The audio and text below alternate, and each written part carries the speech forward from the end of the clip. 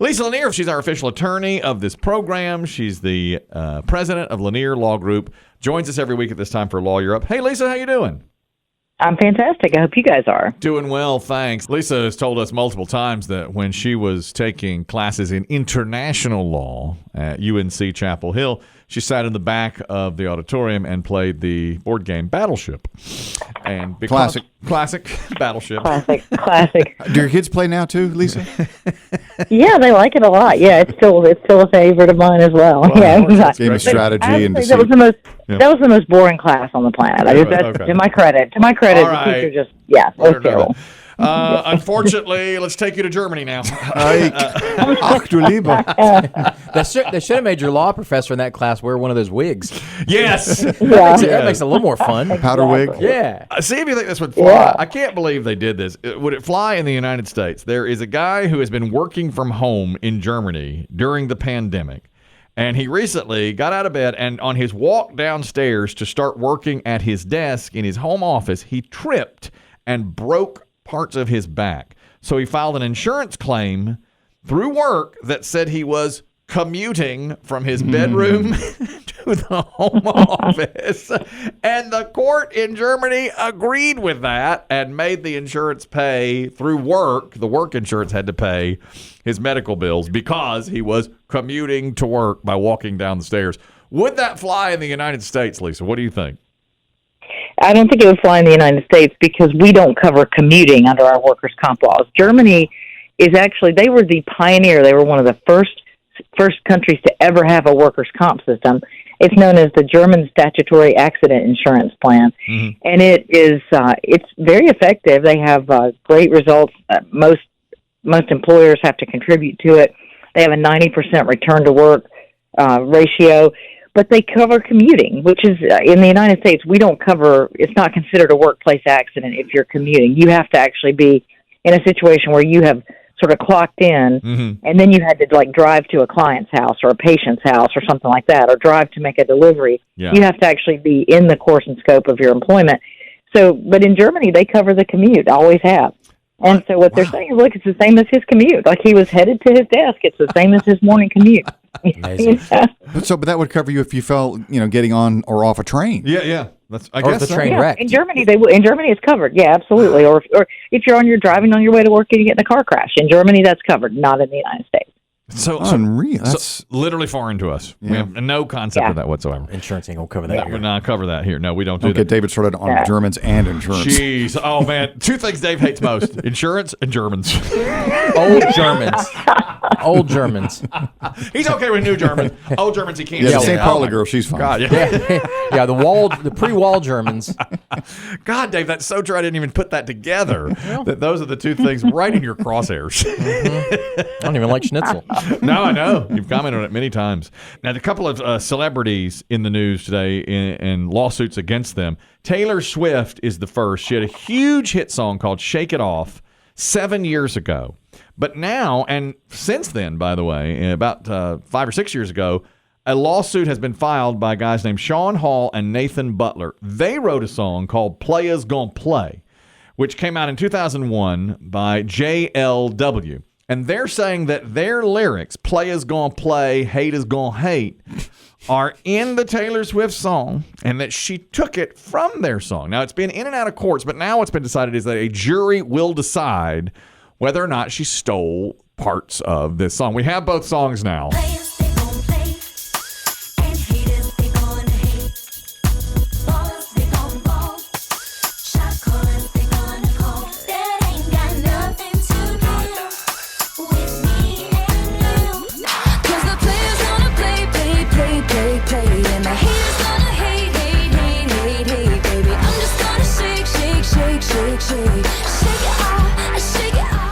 Now, what I'm reading is that a judge now has said there's enough similarities that this needs to go in front of a jury here. The lyrics are too similar. Biggie was saying earlier that he thinks, look, a lot of people, the slang, the vernacular has been for the last 20 years, play is going to play, hate is going to hate. So it could come, both could use it. Do you think Taylor's going to wind up paying these guys who wrote that first song, Lisa? What do you think? Well, she certainly is in more danger of that than she was when this case first hit. So these guys filed suit back in 2017. And the court dismissed the case and said that these are just common words, and you can't monopolize these common words with a copyright. Kind of like what Biggie was saying. These are phrases that are commonly used. Yep. But they appealed, and the appellate court has said, no, I think that there's, this is for a jury to decide if that was a copyright violation. So they've sent it back. It will go to a jury for trial. So oftentimes when that happens, the celebrity ends up settling out of court to avoid getting possibly tagged for some huge amount by the jury. And what they have to show, the 2001 folks that originally did the song that are claiming the copyright violation, they have to show two important things. They have to show that Taylor Swift had access to this work prior to writing her song or to producing her song. And they also have to prove then that her work is substantially similar to theirs. And I think, the second one there, I mean, it does seem pretty similar.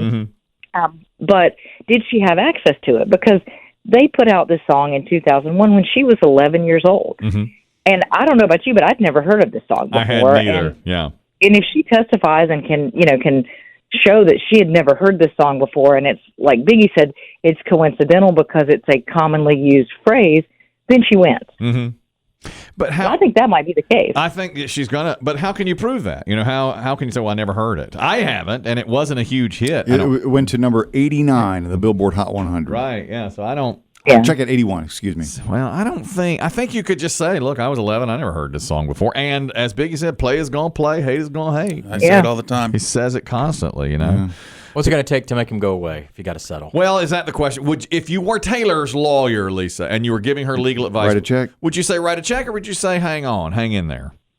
If you could get the other folks to agree to a reasonable amount, I think the better thing to do is to definitely settle it. Because she could end up, like you said, the jury could decide, hey, we don't believe you that you had no access to the song because she was a pretty young person when she started performing, and so they're probably thinking, you listen to all kinds of music, you probably heard this and just copied it. Tell you what, and if music is her life, clearly music is her life.